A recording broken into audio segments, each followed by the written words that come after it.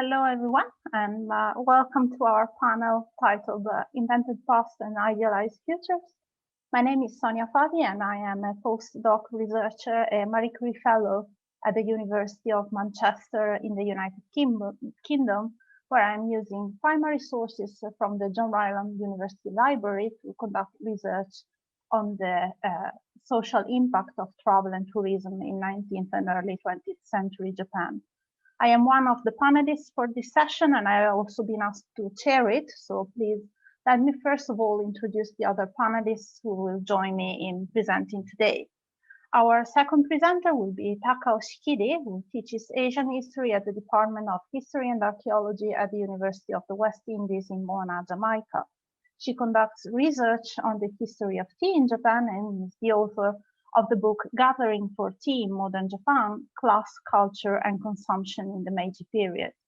Our third presenter will be Akimasa Suganuma, who is a junior associate professor at Kyushu Sangyo University in Japan and studies the popularization of tourism in modern Japan and its social functions.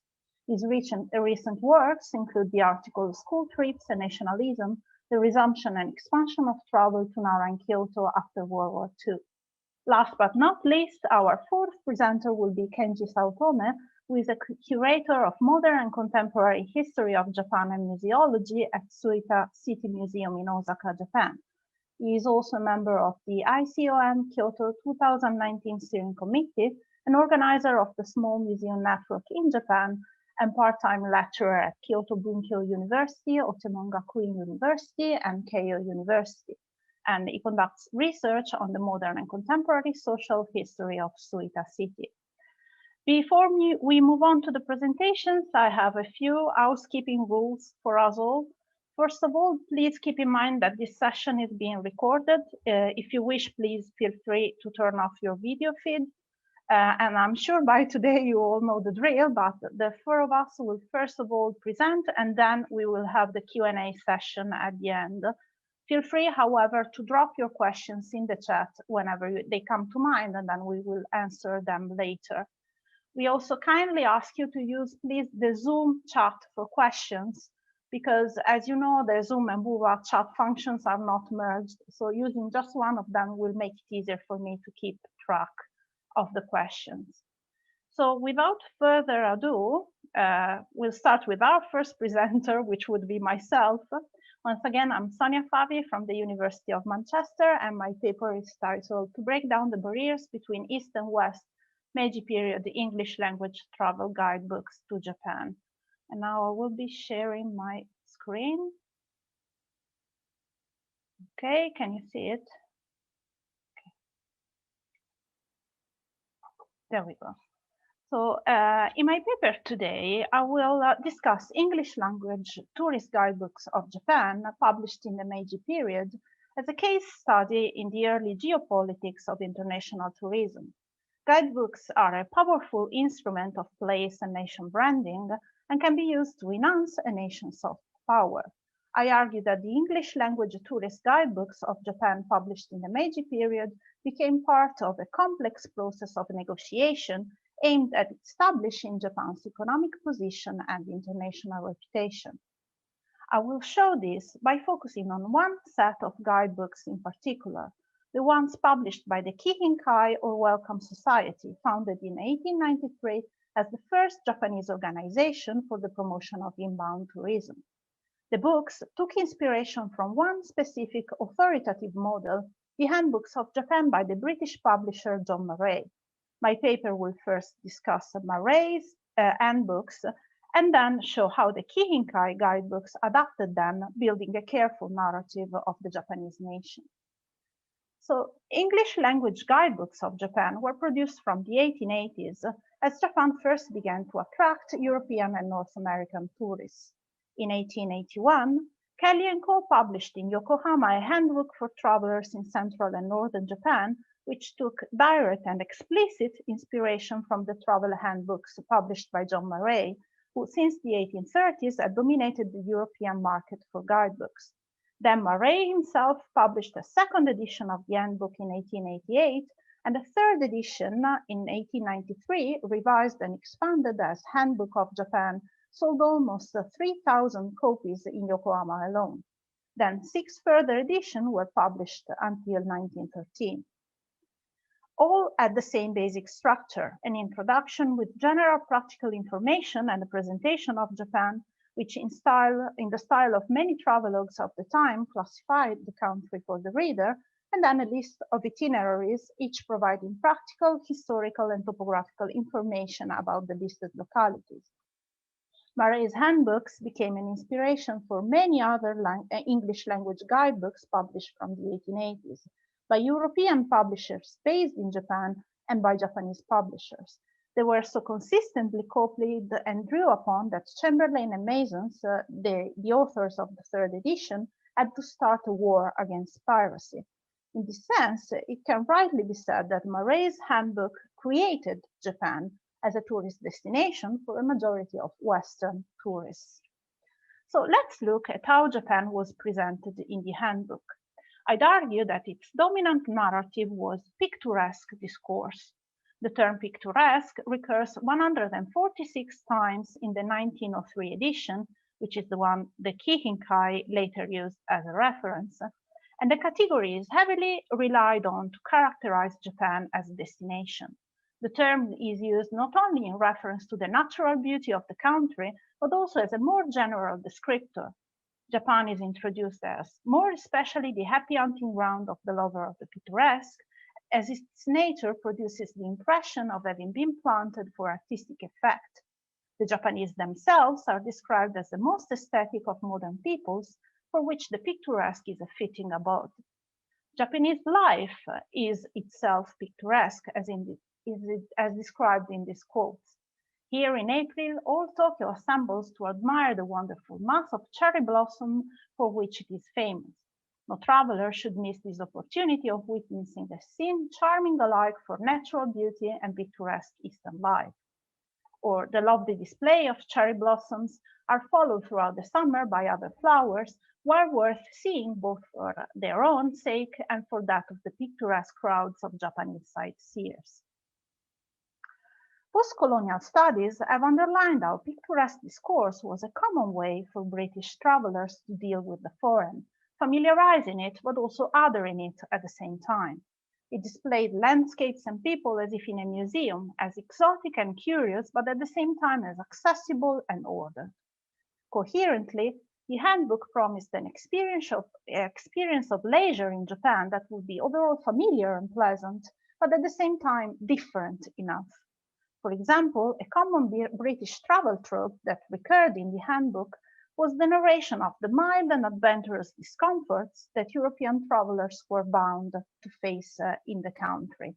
Fleas in beds, foul smells in rooms, the lack of accessibility to European food, the bad state of roads, and the handbook also insisted on the general unusualness of the people. The ways of the Japanese bourgeoisie with regard to clothing, the management of children, and other matters are not altogether as our ways. A peculiarity of picturesque discourse in the handbook is also that it is ingrained in a recurring narrative about the aesthetic perils of modernization. The category of picturesque didn't inherently exclude modernity and industrialization. In late 18th century England, artists had actually adapted it to include representations of industrial sites and even industrial catastrophes. In the handbook, however, picturesque discourse is virtually inseparable from a romantic lamentation about the impending loss of the beauty of the past. See, for example, this passage about Hikone. Hikone Castle was about to perish in the general ruin of such buildings, which accompanied the mania for all things European and the contempt of their national antiquities. It so chanced, however, that the emperor, on a progress through central Japan, spent a night at Hikone and finding the local officials busy pulling down the old castle, commanded them to desist. The lover of the picturesque will probably be more grateful to His Majesty for this gracious act of clemency towards a doomed edifice than for many scores of the improvements which the present government has set on foot. In this sense, in the handbook, picturesque discourse also builds a narrative of opposition between what is modern and European and what is traditional and Japanese. The picturesque is associated to the endangered elements that mark Japan's difference, And Europeanization and modernization are presented as an ongoing threat to what in Japan is of true appeal to the tourist. See, for example, this quote: "Japan, great as is the power of imitation and assimilation possessed by her people, has not been able completely to transform her whole material, mental, and social being within the limits of a single lifetime. Fortunately for the curious observer, she continues in a state of transition, less Japanese and more European day by day, it is true, but still retaining characteristics of her own, especially in the dress, manners, and beliefs of the lower classes. Those who wish to see as much as possible of the old order of things should come quickly." The handbook, in this sense, associates Japan with what I would define as a particular brand of nostalgic exoticism. And it is in respect to this kind of discourse that the guidebooks published by the Kihinkai more markedly diverge from the handbook. So the Kihinkai was a non-profit organization for the promotion of inbound tourism. It was created by private initiative by a group of businessmen related to the Tokyo Chamber of Industry and Commerce who wanted to attract foreign currency to Japan through tourism. It was sustained by donations from private companies, but its founders and members had strong connections with the government, so it could really be described as a half-public, half-private organization. One of its aims was producing English language guidebooks for foreign tourists. These publications came to include a foldable pamphlet map, several booklets, and a longer guidebook for tourists in Japan.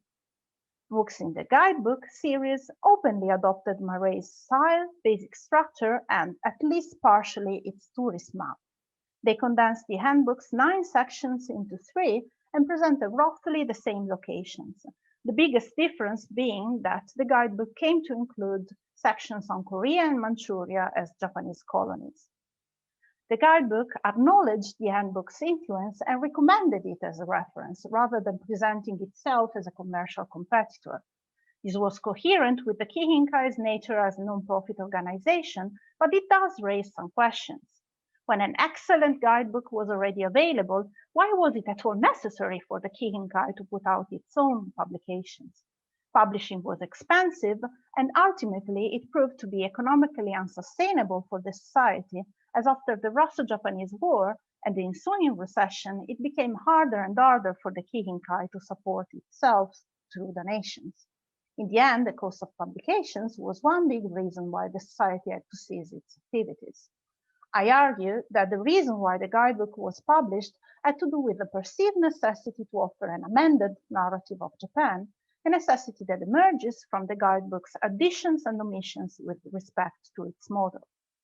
The guidebook may be read as a form of autoethnography in the definition given by Pratt, a description of the self that engages with representations made by a dominant other and appropriates their language, size, and images as a way to enter into the dominant group's linguistic, cultural, and social domains. The guidebook challenges, however, the handbook's narrative by following a very different order of priorities in describing the locations. An example is the section on Tokyo. In the handbook, it opened with a long and detailed description of Shiba parks, temples, and shrines, which was reduced to a single paragraph in the guidebook, leaving more room, even in the overall reduced page space, to the description of hospitality venues, for example, the Koyokan or Maple Club, that were only mentioned in passing in the handbook.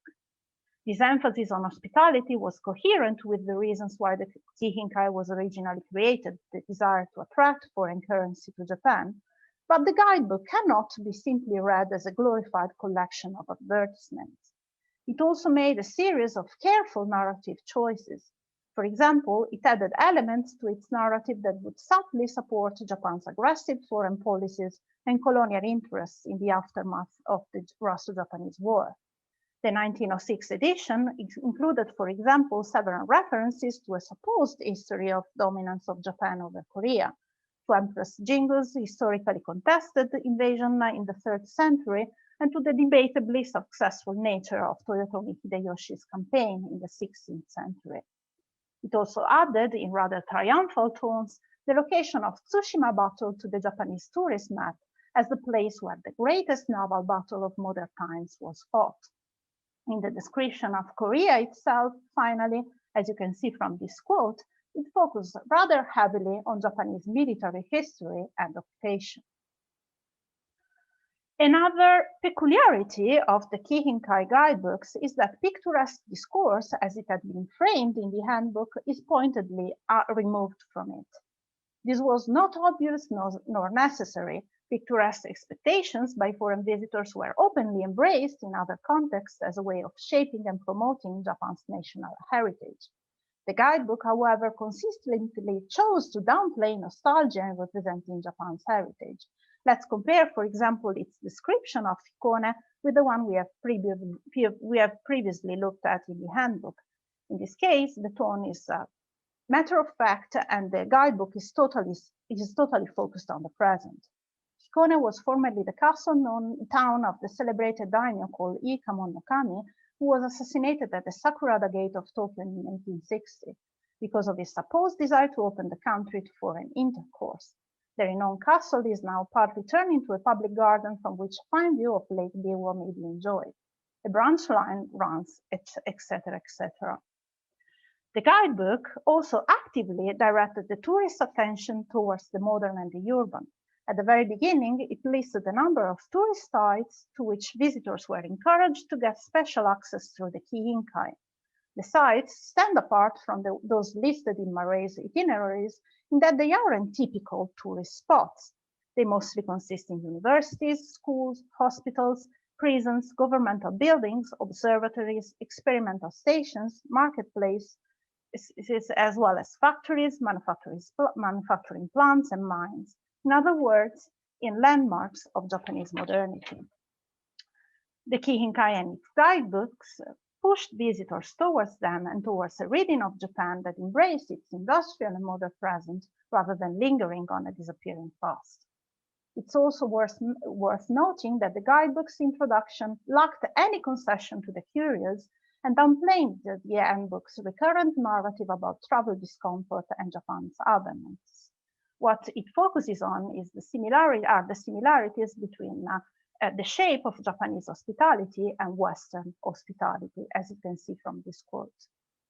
So in conclusion, the Kihinkai described itself as an institution that aimed at promoting and facilitating between Japan and foreign peoples such intimate intercourse as will tend to dispel racial prejudice and to break down the barriers between East and West. In this sense, the guidebook seems to have been part of a strategy to emphasize the cultural closeness between Japan and the West as a way to improve Japan's international standing. This encompassed the pioneering conscience of the geopolitical and diplomatic implications of tourism and hospitality. In the 1890s, when the Kihinkai was created, regional tourist societies did exist in Europe, but no country had yet started to actively publicize tourism at a national level with public tourist organizations. The Kihinkai was one of the first organizations to turn tourism, at the time a private, non-governmental field of international relations, into a public matter, and guidebooks were a big part of this strategy. Thank you very much for your attention, and I look forward to the discussion in the end. That is by Akimasa Suganuma from Kyushu Sangyo University in Japan, who is presenting a paper titled Expansions of Elementary School Trips to Ise Jingu Shrine and Kishihara Jingu Shrine in the beginning of the Showa era. Hello, everyone. Today I'm going to talk about the history of school trips culture. Today's topic is of particular interest to who are concerned with inventive tradition. You know, the school trip culture is quite unique and known as one of the traditional customs in Japan. The objective of this presentation is to show the importance of focusing on non-educational aspects in verifying school trip culture in Japan. There are three things in the background. First is related to spreading process of school trips. The origin of school trips were trips at the teacher training school, Tokyo Shihan School in Meiji era period. It is suggested that school trip culture has spread in parallel with the educational system. However, the detailed spreading process has not been revealed. The second point is research progress in modern tourism. A recent study focuses on relationship between railway companies' activity and pilgrimage to shrines and temples. For example, spreading Hatsumode culture caused by competition among railway companies. The third point is my recent works. Now, I'd like to turn to the outline. First, I'd like to talk about basic information about the school trips, Ise and Kashihara Shrine. Second, I'd like to talk about preceding researches. After that, I'd like to show you my results. And now, I'd like to show you characteristics of school trips in Japan.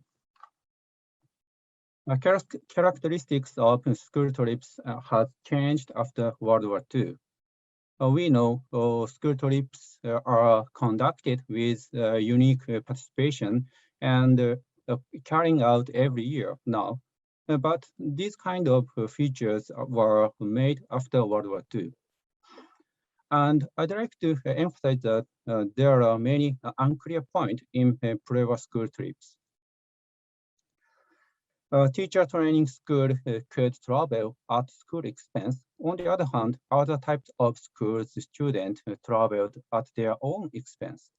So there are many questions why and how the trip became a school event and was widespread.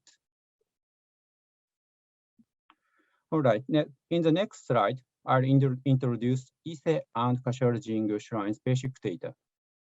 These shrines were the holy shrine of the Japanese Empire during the wartime. And Kashihara Shrine was built in Meiji era, so it's newer than Ise Jingu. Next slide shows geographical relation.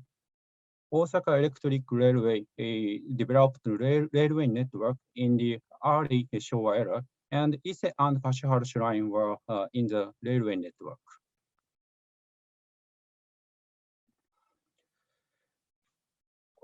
Next, I'd like to talk about preceding research about school trips. Previous studies focused on the origin and the relationship with the historical view of Kokoku Shikan and elementary school trips and trips toward and from colonies. Kokoku Shikan means emperor-centered historiography based on Shinto state. A recent trend. Recent studies focus on elementary school trips in the early Showa era, and they examined not only Kokoku education, but also other aspects such as donation from new businessmen, travel cost and council, and railway companies' activities. The most important point here is focusing on non-educational aspects. Many children were taught to respect the emperor as a god and visited Ise Jingu and Kashihara Jingu. Therefore, it cannot be denied that the prior school trips were closely related to Kokoku education. However, the spreading of elementary school trips were not mainly due to ideological education, but also due to factors such as travel expense subsidized and railway company sales activities. Using the data is here. Osaka Electric Railways materials kept by Kintetsu Railways office. Here, you can see summary of analyzed results. There are two reasons that made elementary school trips to Ise and Kashihara Jingu spread from the early Showa era. The first reason is that the school trips were conducted not only as an elementary school event, but also as a community's event. Politicians and regional influences also participate in the trip, and travel assistance was paid to children. The second reason is the OER, Osaka Electric Railway, had started sales activities to attract school trips from Tokyo after the economic crisis in the Showa era. In response, elementary school of Tokyo began to travel both Ise and Kashihara Jingu. So let's talk about first reason. The number of children visiting Ise Jingu varies depending on the region. In area where day trip were possible, the number of children worshippers had increased during the early Showa era. On the other hand, in day trip impossible area, where few children to worship, except for Tokyo. The next slide shows the number of children worshippers to Ise Jingu surroundings. Children worshippers from Aichi, Osaka, Mie are larger than those of day trip impossible areas. Why had children worship from Tokyo be increased in the early Showa era? I think there are three reasons. First, financial assistance from local government. Second, influence on other wards of Tokyo.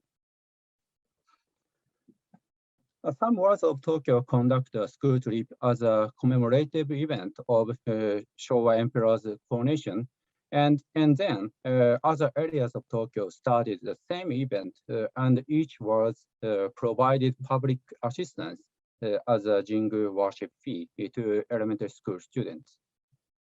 And third reason, that each ward conducted a trip not only as an elementary school event, but also community event. The ward mayor joined the trip as a travel group leader, and council sometimes participate in. It's considered that there were social changes such as industrialization in urban areas, and tax revenue increased in the background of these. In other words, poor local government could not pay a travel fee for children. All right, let's talk about second reason of school trip spreading during wartime. Before explaining my result, I have to talk about the difference between Ise Jingu and Kashihara Jingu. The number of worshippers to Kashihara increased after OER's railway network development, but these two charts show the number of visitors to Kashihara were smaller than that of Ise Jingu. And I'd like to stress that only a few schools visited Kashihara Jingu from Tokyo in 1935. And the total number of children worshippers was only 1,000 students. Next slide show you OER's activities. The important point here is OER approach educators. OER opened sales office in Tokyo of 1935, and OER attended elementary school principal meeting and insisted that Kashihara Jingu should be worshipped as a Japanese student together with Ise Grand Shrine. And OER attracted a school trip from Tokyo to Nara. So these sales activities were successful, and most elementary schools in Tokyo began to travel both Ise and Kashihara Jingu. Lastly, I'd like to summarize the main finding of my presentation. My conclusion is very simple. It's important to focus on non-educational aspects in verifying school trips culture in Japan. The spread of elementary school trips were not mainly due to ideological education, but also due to factors such as travel expense subsidies and railway company sales activities. That's all I have to say. Thank you very much. Thank you very much for a very fascinating presentation. You also kept time perfectly. Thank you. And we can move on to our third presenter of the session, fourth presenter of the session, including me, Kenji Saotome from Oer City Museum in Osaka, Japan, who is presenting a paper titled The Development of the Idealistic Concept of Expo 1970 Osaka, Progress and Harmony for Mankind by a group of young intellectuals, and Continuity and Discontinuity from Expo 1958 Brussels. Thank you.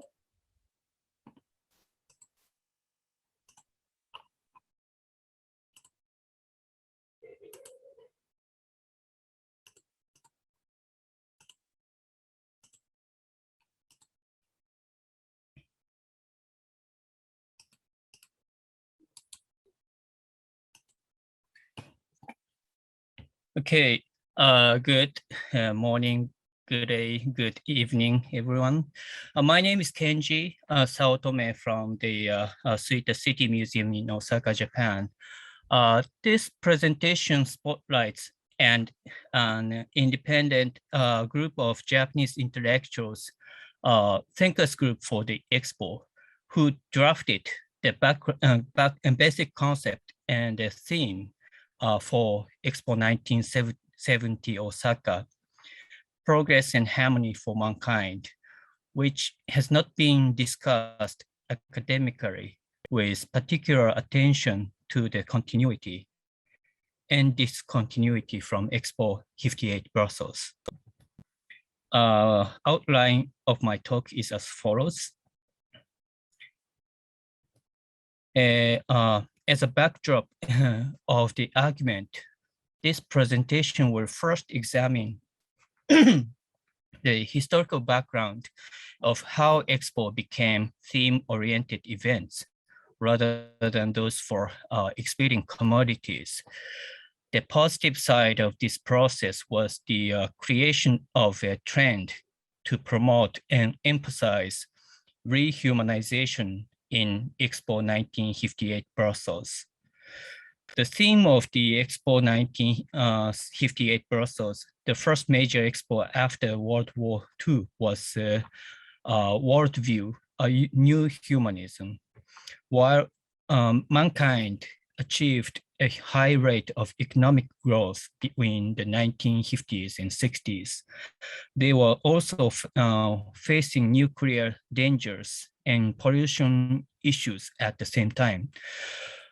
This expo prompted the participants to seek ways to restore the global balance that was destroyed by the wars, to bring back humanity and to resolve the situation where dehumanized and increasingly isolated people enslaved to science and manufacturing techniques. This expo also brought about a change in direction to all expos to follow, offering opportunities for discussions about development in the span of 100 or 200 years, rather than just 10 or 20 years.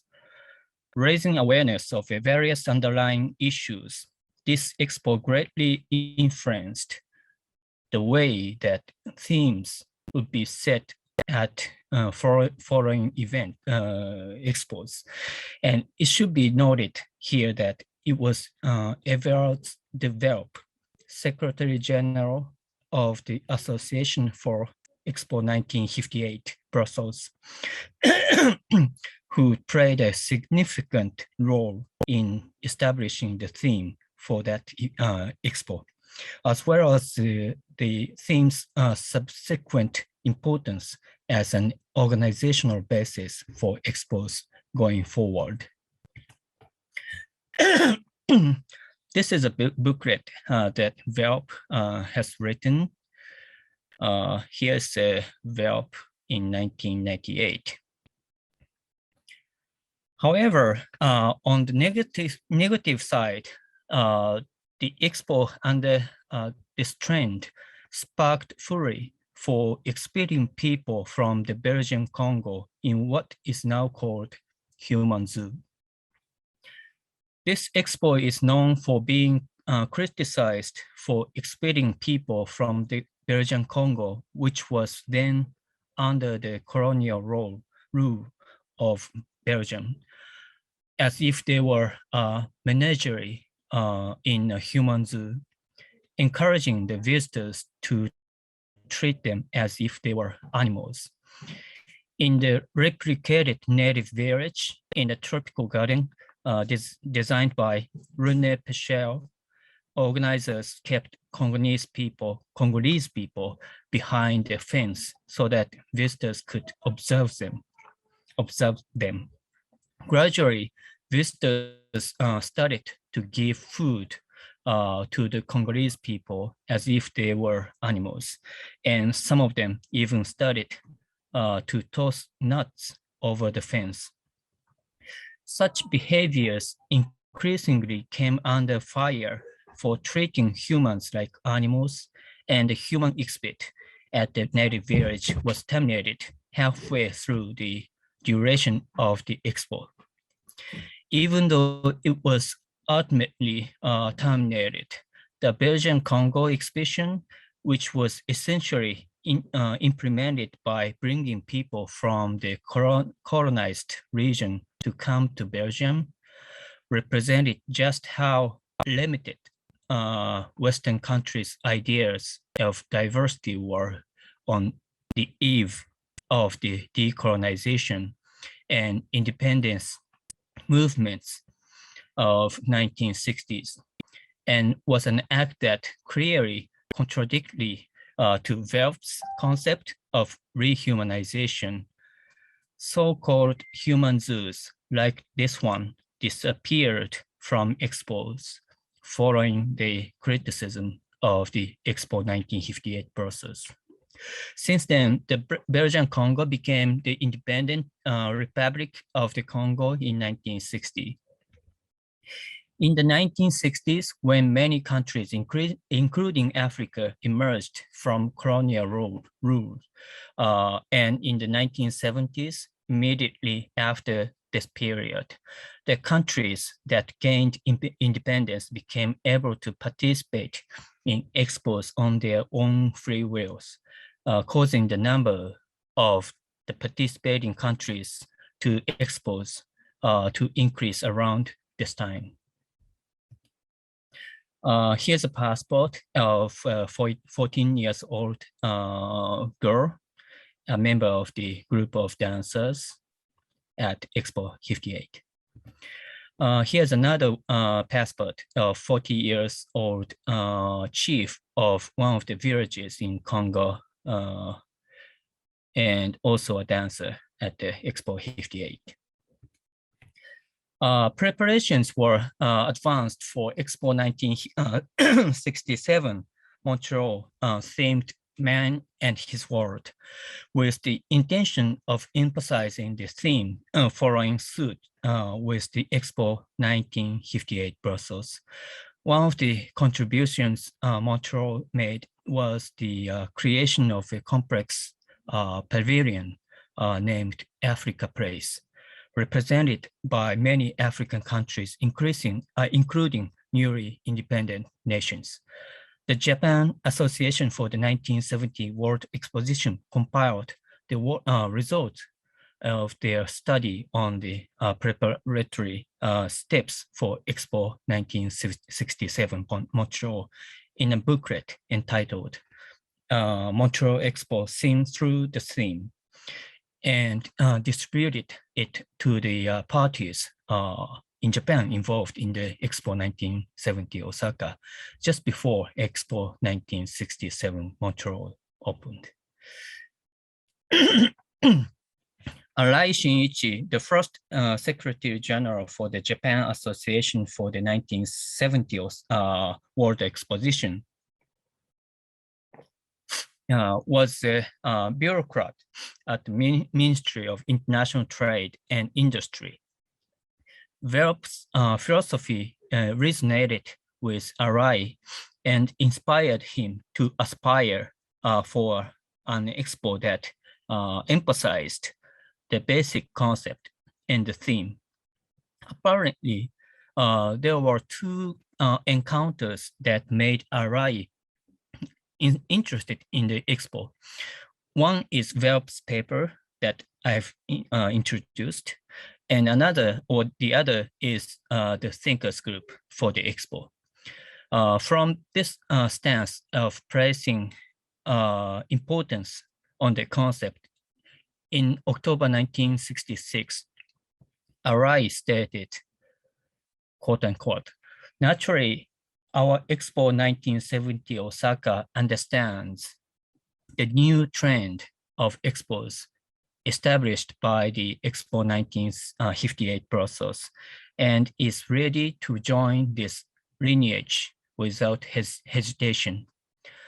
This is because Arai, being in line with the post-war trend, regarded the expo as a forum for dialogue where humanity's challenges could be seriously considered and discussed.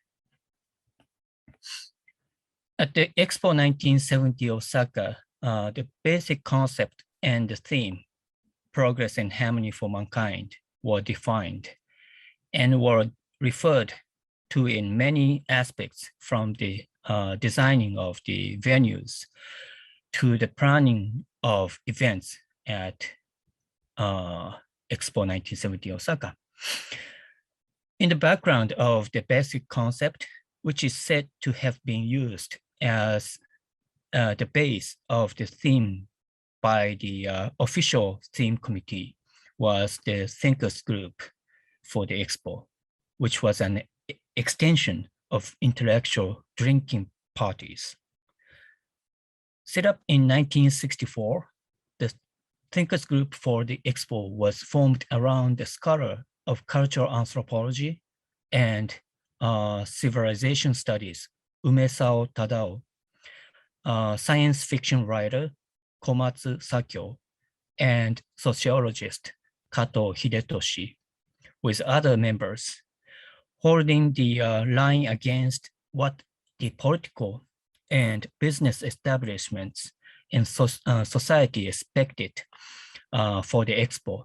They discussed ways to make the events meaningful, not only in the sense of economic logic, but also as a cultural festival, and researched and debated specific ways to achieve this in a totally spontaneous manner. For example, on May 4th, 1965, a discussion meeting related to the expo was held at the Osaka Chamber of Commerce and Industry.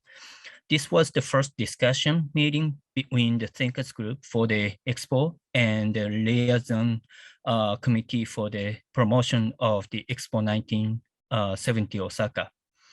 At this discussion meeting, there was Kato's comment, quote, unquote, utilizing science and technology, like sending humans to the moon, will widen the gap between the frontline group and the developing countries. Therefore, it is probably necessary to put culture forward. Followed by comments from Umesao, quote unquote, I believe that the essence of each region, the fact that there actually are those varieties in the world, which I think is clearly an essential point. The thinkers group for the expo was to make a significant contribution to the draft of the basic concept, which can essentially be doubled the constitution. Sorry to interrupt, just to let you know, you have 1 minute left. Sure. The constitution of the Expo 1970 Osaka.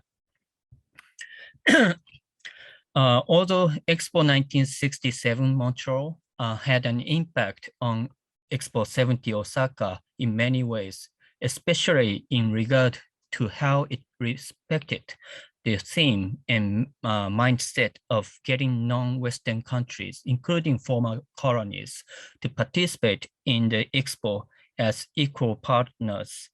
It is important to look at the roots of theme-oriented Expo. From my research, it became apparent that the Expo 1958 Brussels was the one that created a trend to promote and emphasize theme under the term rehumanization. In this sense, it is fair to say that Expo 1958 Brussels was the roots of theme-oriented Expo with idealistic concept and thinkers group for Expo, and some senior officers at the Expo 1970 Osaka played an important role in passing the trend that was born at the Expo 1958 Brussels. Developed at the Expo 1967 Montreal for greatest respect to African and other nations and people, and received by Japan in its own way to the next generation. Here's the full text of the base concept for 1970 Osaka, and this is a reference. Thank you very much. Thank you very much. And I think we have roughly 25 minutes for questions or comments. I lost the connection for a while earlier, so I'm not sure if I missed any questions in the Zoom chat. Sorry if I did, and let me know. And if you don't want to write the questions in the chat, you can also raise your hand on Zoom, possibly, if you can, so I can see you, and I will let you speak.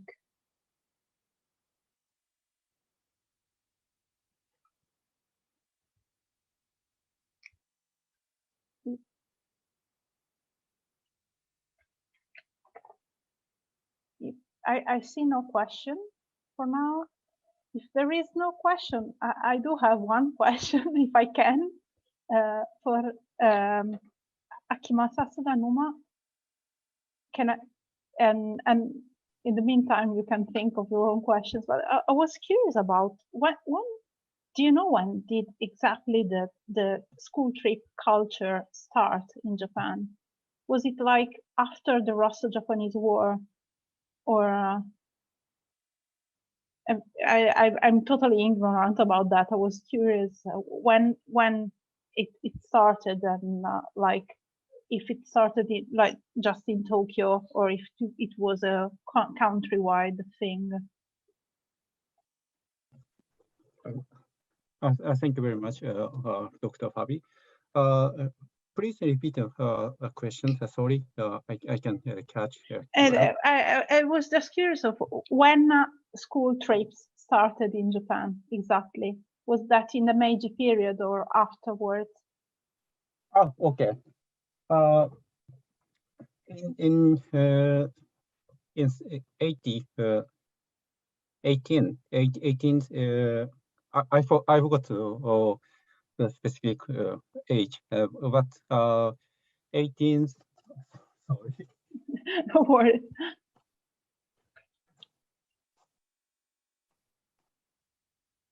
Please wait a second. Yeah, no worries.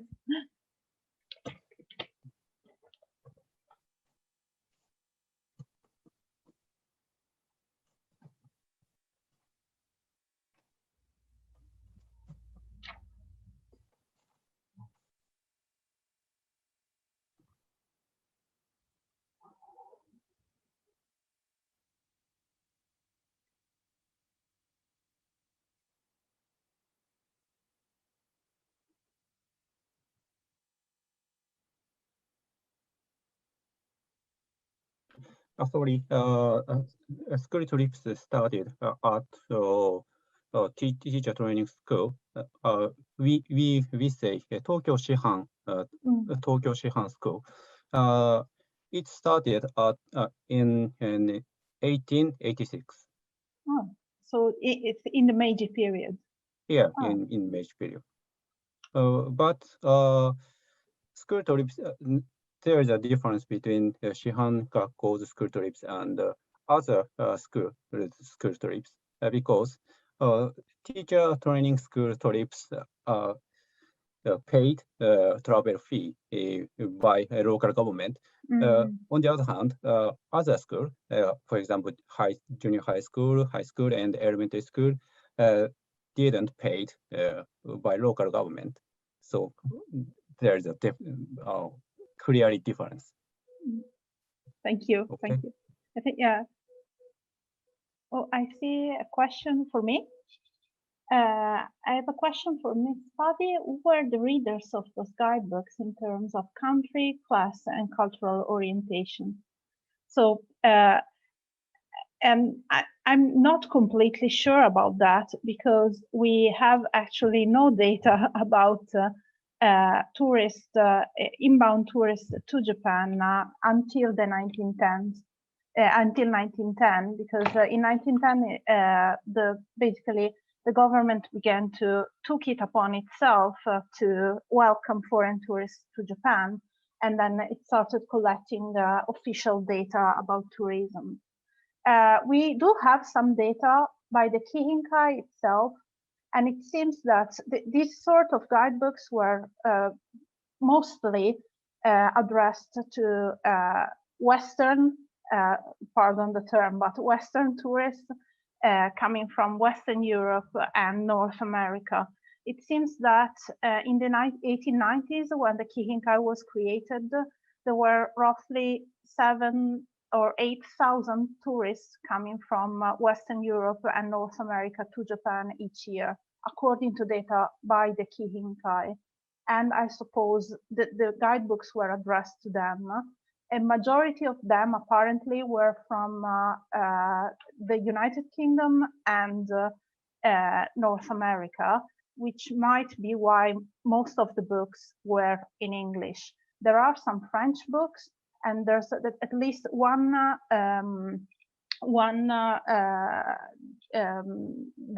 travel diary by a Russian traveler who said he was using the French version of the guidebook, but mostly probably they were English speakers or from Western Europe and North America. In terms of class, they were probably from the higher classes, because most of the travelers were either residents in Western residents in Asia who came to Japan for a period, usually during like late summer, early autumn, or spring, in order to find a milder climate, or were globetrotters coming directly from Western Europe and North America. And so they were usually part of the wealthier classes. And so, yeah, basically the Kihinkai was mostly addressed to these kinds of tourists and wanted to attract these kinds of tourists, wealthy tourists, to Japan in order to bring foreign currency. And in terms of cultural orientation, it's hard to answer as well. I mean, they probably mostly were amateurs, people who only knew about Japan from like periodic publications in Europe and had no clear idea what Japan was. And if you read like the guidebook by the John Murray, the British publisher, at the beginning, the writer says, "We are going to introduce Japan to you because you are not going to understand it without our mediation." So probably they were like cultured people, but probably not pretty ignorant about Japan. And I see another question for me. Sorry for monopolizing the conversation. I understood the difference of Kihinkai and Western guidebooks, but did the Kihinkai internally differentiate their books from others in what kind of intention? So they did have different sets of guidebooks. Like the very first guidebook they published was a pamphlet map, which was very basic. And like you have several editions of that. We have one edition at the John Rylands Library, and you have a map that focuses mostly on railways and points of interest, tourist points of interest, and major cities. And you have like very basic description of what the Kihinkai does, a list of the members of the Kihinkai, a small introduction similar to the one I read to you. Well, it says that the Kihinkai is meant to like create good relations between the West and Japan and create a bridge between the two. And then you just have the map. And then you have a few booklets, which is only itineraries. And presumably those booklets were given for free to tourists who arrived in Japan and registered at the main office of the Kihinkai. And then you had the longer guidebook, which was structured. It was basically the same, and it had one French translation, and it was structured the way I described to you. And I forgot to mention that it was distributed in Japan and also abroad.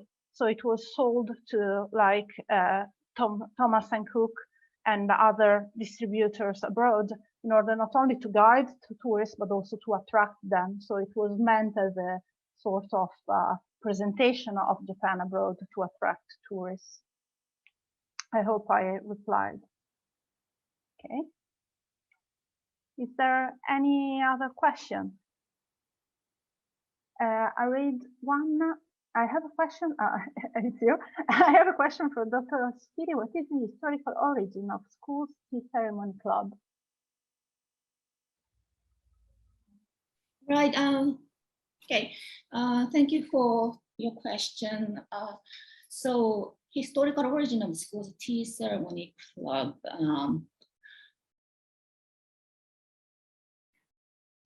Well, it's in 1897,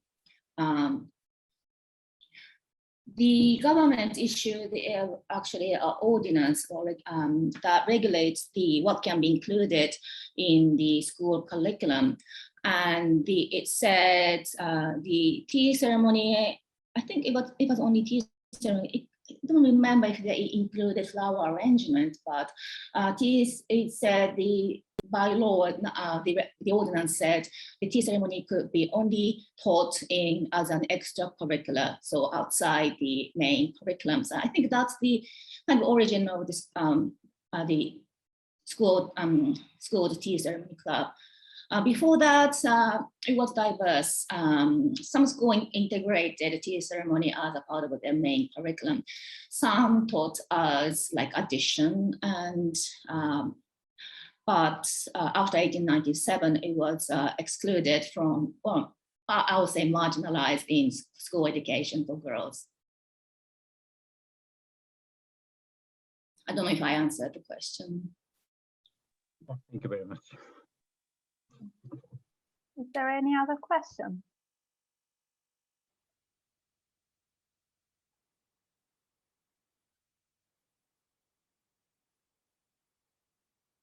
If not, may I ask another one? I'm sorry, but if another one appears, I will give priority to that. I also had a question for Dr. Saltome. It's a curiosity. I mean, the expo happened in 1970. I think it was it was the end of a pretty tense period in Japan in terms of environment issues.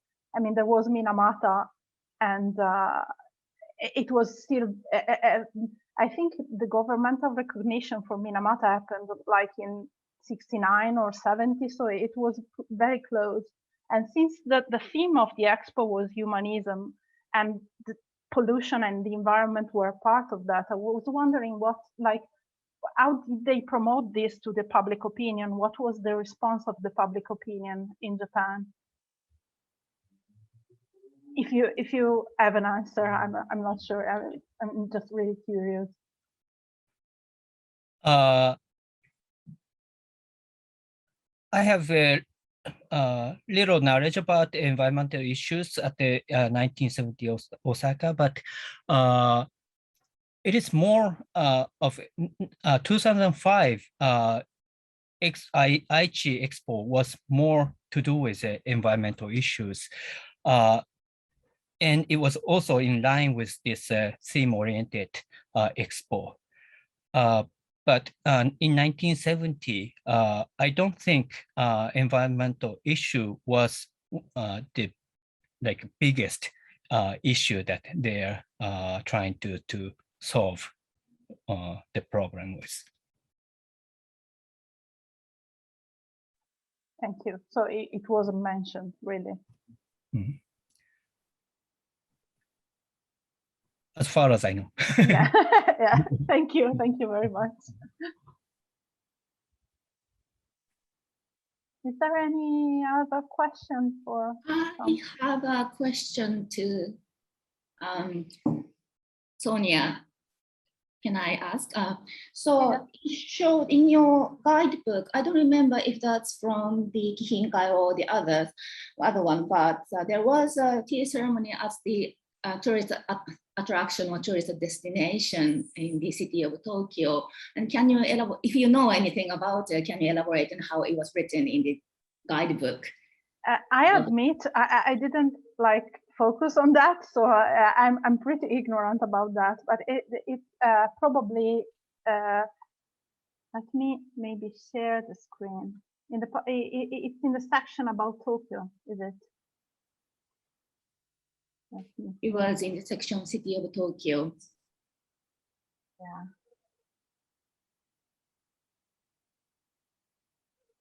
Let me see. I'll try to share the screen. Was it here?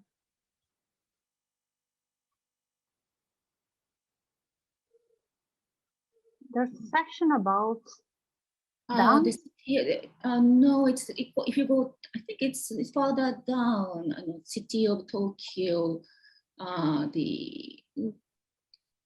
that one. Yeah, that one. Yes, the one up 23.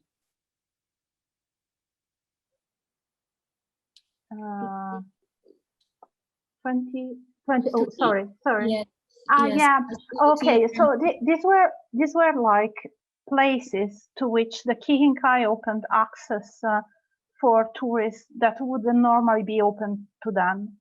So basically, you registered at the Kihinkai main office, and you could ask for a letter of introduction that would allow you to enter in one of these settings. And there was a variety of them, because many historical sites were open to tourists freely, so you could just go there. But there were some private gardens that maybe also offer the tea ceremonies and things like that, and you could book a place there with a letter of introduction of the Kihinkai and go there and see. And then there were also schools, prisons, and factories and other places that wouldn't be normally open to the public, but you could ask to be introduced and go there. And the Kihinkai also worked as a sort of mediator between tourists and members of the higher classes of Japan. So if you were a traveler and you wanted to meet a Japanese businessman, you could ask the Kihinkai. They would give you a letter of introduction and you could meet them that way. So they were they worked as a sort of half tourist organization, half diplomatic agency in a way. I'm not sure if I answered your question. Oh, thank you. So who are the members of this Kihinkai? So the founder, there were three main founders, and they were all members of the Chamber of Industry and Commerce in Tokyo. One, you probably know him because he's very famous, was Shibusawa Eiichi. yeah, it was a big name in the industry, in meiji industry in Japan at the time. And it was like, he was the president of the chamber, and it was like the mind behind the organization. And then the person who came up with the idea of the Kinkai was Masuda Takashi. Yeah, you probably have heard of them because they were big names. Yeah, and like he went to Paris for a business trip, and he was impressed with the tourist industry there. So he came back and had the speech in front of the chamber and said, we should do the same, because like Japan, in terms of nature and beauty, has the potentiality to bring many people and bring in lots of cash. So we should do something like that. And then Shibusawa Ichi picked up the idea, and they planned the society together. And then Hachitsuka Mochiaki was a member of the House of Peers, was named president of the society because he had the political connections that were useful then to, you know, they were non-profit, so they lived on donations basically, and they got donations by members of the parliament, and also by the members of the businesses they were running.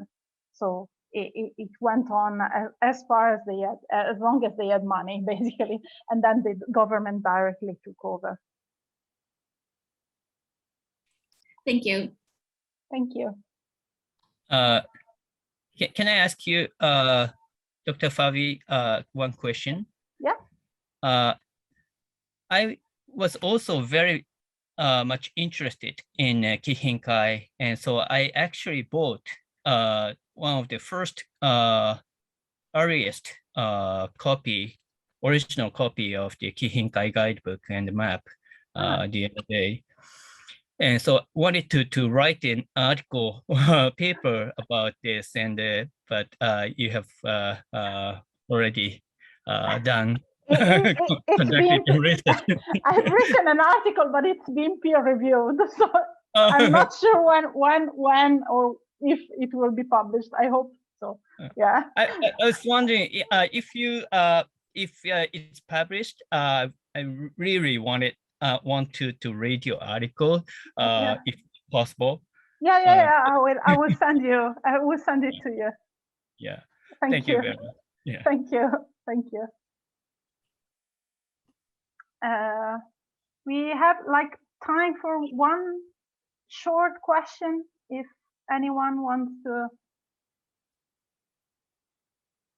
ask. I see a raise hand by Orina Wells. Sorry if I read it wrong. Sorry. No problem.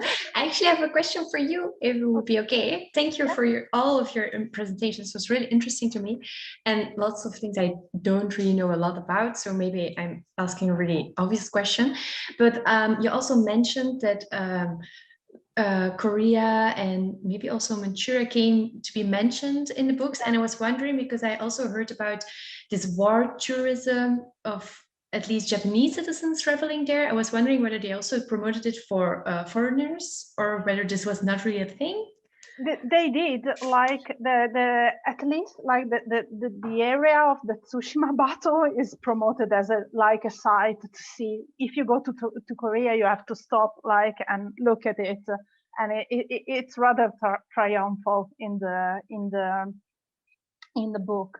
And also they promote both Manchuria and Korea as sites because the Japan Railways and also the steamers were involved in giving the funds for the publication of the guidebooks. So they were interested in having people travel to those sites. Then the last of the guidebooks was published in the early 1910s. So then the government took over, with the official guidebook of Japan. So then the situation changed, but yeah, the Kihinkai definitely promoted them as tourist destinations. Okay, thank you. You're welcome. And we only have 2 minutes left, so I'll use them to thank everyone very much for attending the session. Thank you to all the speakers. It was really interesting, and yeah, we'll be in touch and yeah, read each other's thing in the future. And thank you all. And I think we can close the session now and enjoy the rest of the conference. Okay, thank you. Bye. Bye. Thank you. Thank you. Okay, tech support will, okay, will intervene now because I don't know what to do. Bye. Bye. Thank you very much. Thank Thank you. you very Bye. much, Dr. Fascinating. Wabi. Thank you. Bye. Bye.